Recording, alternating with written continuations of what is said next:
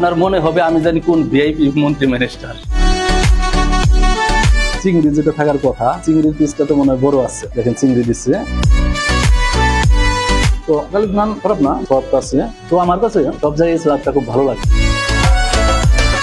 আসলে এটা হলো 1:3, 3 জনে খাওয়া যাবে। তো 3 জনের যে 4 জনও কিন্তু খাওয়া যাবে, পরিমাণ কিন্তু ভালোই।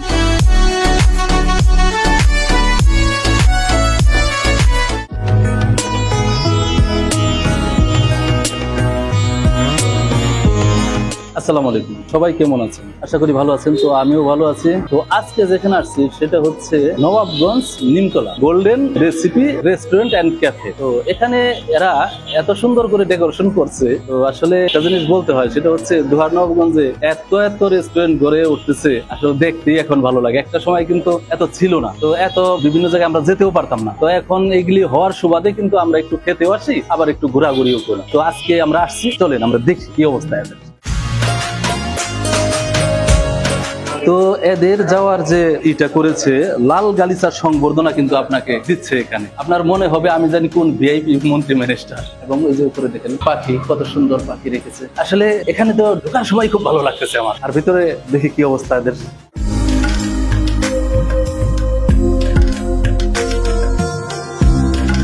তো এদের রেস্টুরেন্ট হলো দোতলায়। তো দোতলার মধ্যে ঠিক মেন রোডের সাথে কিন্তু নবাবগঞ্জ মানে নিমতলা যেটার বলে, নিমতলা মেন রোডের সাথে এদের এই রেস্টুরেন্টটা। দোতলার মধ্যে এই একটা সাইড আর আরেকটা সাইড আছে ওইদিকে, আমরা ওইদিকেও যাবো, ওইদিকে হয়তো খাওয়া দাওয়া করবো। তো এটাও কিন্তু অনেক লোক কিন্তু বসে যায়, অনেক লোক বসে কিন্তু এখানে আড্ডা দিতে পারবে এবং খেতে পারবে।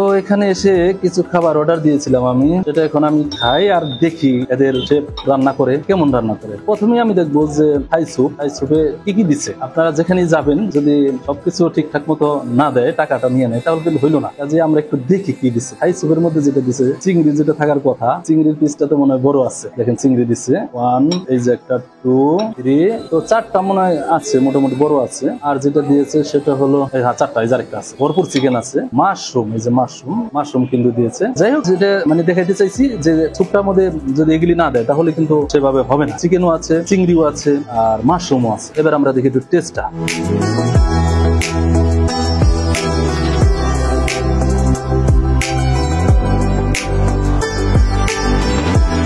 বিসমিল্লাহ।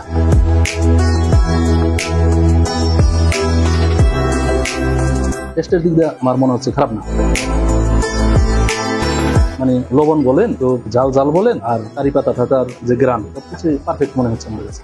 থাই স্যুপটা ছিল হলো 1:3, 3 জনে খাওয়ার জন্য। তো ওটা চাইলে কিন্তু অনেকে 4 জন 5 জন খাওয়া যাবে। তো ওটা ছিল হলো 350 টাকা। তো দেখি আমরা এখন একটু বারবিকিউ গ্রিল চিকেন দেখবো, এটা কি অবস্থা। গার্লিক নান, তো গার্লিক নানে যেটা করেছে, ঘি দিয়েছে, ঘি। আর এমনি অনেক সফট ভালো। আবার দেখলাম কুচা একটু ঘি দিল, দেখি খাইয়া।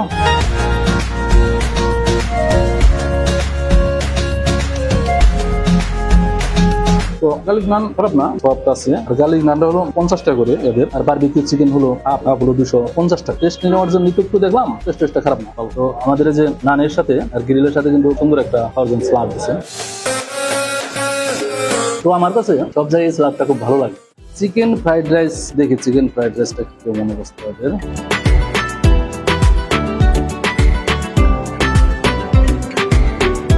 দেখতে তো খুবই ভালোই লাগতেছে, খেতে মনে হয় ভালোই হবে। আর একটা জিনিস হচ্ছে, ফ্রাইড রাইসে, চিকেন ফ্রাইড রাইসে যেটা করছে, পেঁয়াজ পাতা ব্যবহার করছে, গাজর ব্যবহার করছে, চিকেন তো আছে, যেহেতু চিকেন ফ্রাইড রাইস, চিকেন ব্যবহার করছে, ক্যাপসিকাম ব্যবহার করছে। কালারটাও লাগতেছে খুব ভালো, খাইতে মনে হয় ভালোই হবে।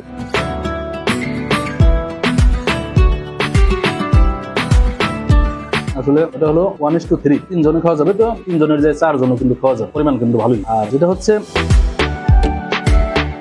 টেস্ট যদি ভালো হয়, আমাদের খারাপ বলার তো কিছু নাই। আসলে পাক খারাপ না, ভালোই।